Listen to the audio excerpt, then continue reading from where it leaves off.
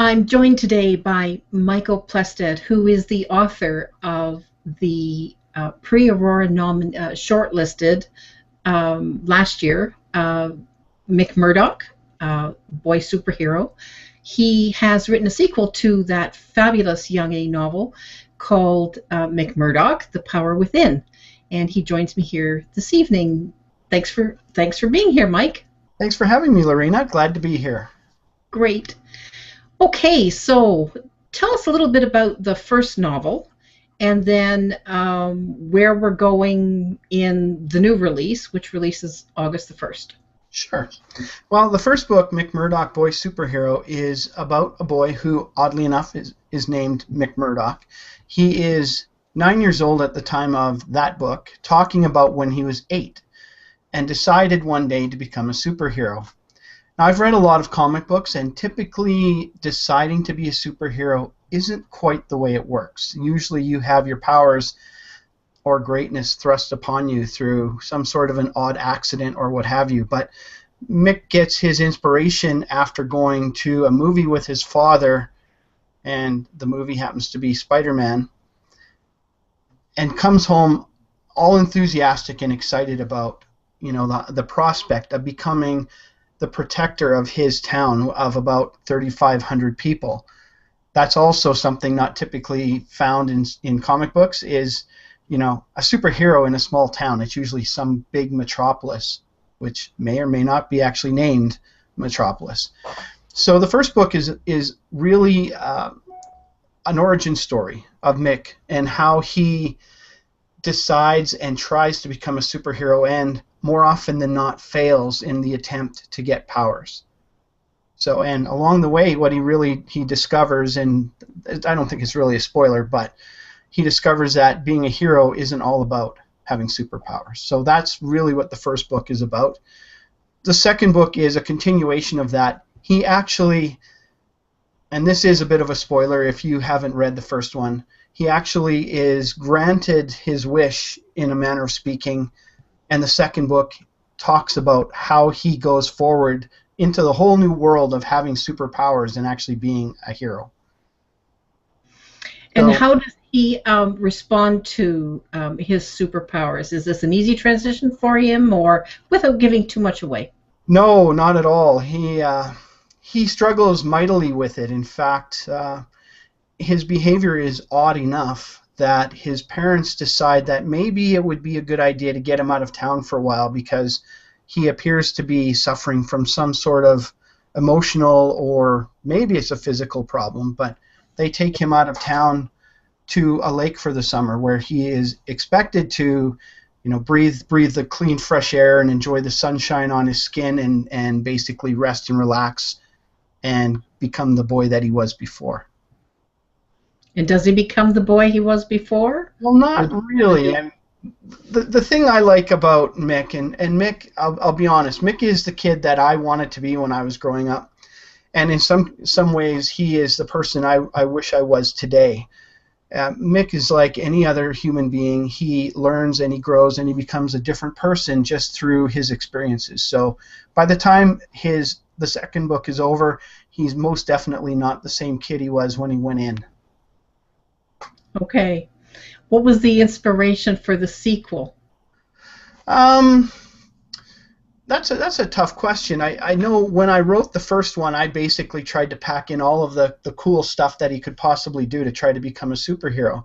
In the second book, I get to explore some of the fun things that I read about when I was young. So I'm not going to say what his mystery that he has to solve is, but I was a big fan of Hardy Boys and Three Investigators and a lot of books like that when I was young, and there was always some sort of mystery that they had to investigate and solve. So I took a mystery that I've probably read a lot about, and I had Mick try to resolve that. Now, as part of it too, I knew Mick had to suffer. You got to make your darling suffer mightily as well, and so Mick wasn't about to go and solve the problem that's going on at the lake without some hardship of his own. So I would say the inspiration was make him suffer a little bit while trying to figure out his powers for starters, because as the book starts, he doesn't know what they are. And in fact, what he talks about more than anything is what they are not. And then as well try to resolve some of the issues he comes across at the lake. Cool. This very cool. Have you introduced any new characters in the second book? I have, actually. I had a character in the first one whose name is Miss Purdy, and she is referred to in the second. I would love to have her come back. That's for another time. But Mik, as every youth, boy or girl, they have friends. Even the most outcast of kids have got friends, whether they're boys, male friends, or female friends. And Mik doesn't last alone out at the lake for very long. He comes across a young girl who is basically bored out of her mind, just like he is, despite the fact he's got his friend, his dog with him, and the two of them bond fairly early and go off adventuring together. And to that end, there is actually a contest that is featured in The Power Within. You'll have to buy a copy of the book to find out what is involved exactly. But there's free books involved if you win the contest. And what's next then for Mik after? Oh, I've got the third book already in my mind. I have to write it. And in fact, a couple of people who were doing early reviews, their first comment wasn't how wonderful the book was or how terrible it was. Their first comment was, so when am I going to get to read book 3?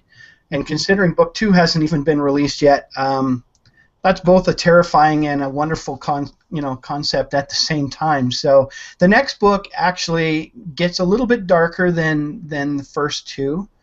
Mik has to deal with some issues in his family that I think some youth definitely have to do, and that's one thing I try not to shy away from, is realism. So in the first book there is bullying, there is there's just a number of things. In the second book there's still more bullying, there's swarming, those kinds of issues that kids actually see these days. And in the third there will be continuation of some of the same themes.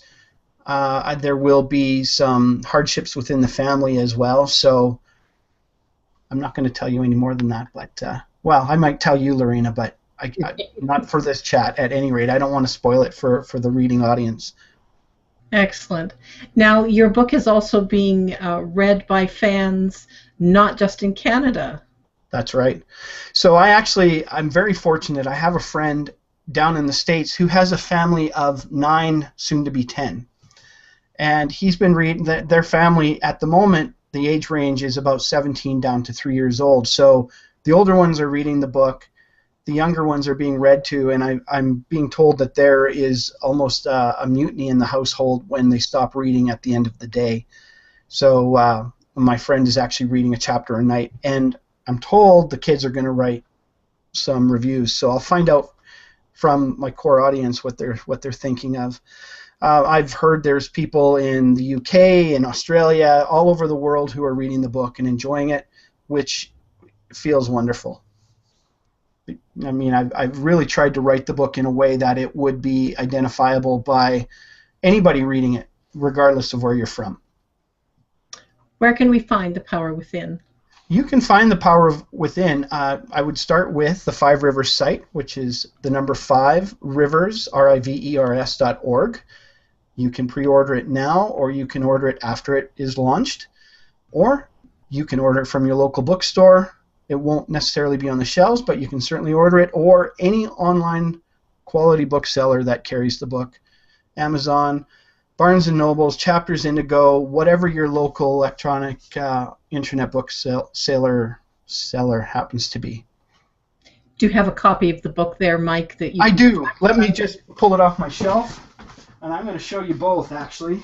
So I'm very proud of how they've come out. So this is the first one, Mik Murdoch, Boy Superhero, and you'll maybe note there's a bit of a similarity to the new one, Mik Murdoch, The Power Within.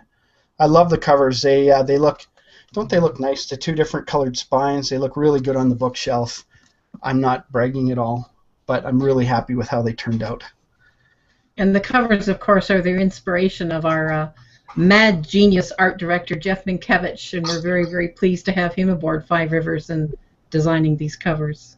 I'm very and I will say that the face you see on this book happens to be my son, who I'm also very proud of. Although he doesn't quite look like that anymore. He's grown up a tiny bit since I first started writing the books. Indeed, he has become a very large, tall lad. Yes, one day I hope that he'll carry me under his arm when I'm tired.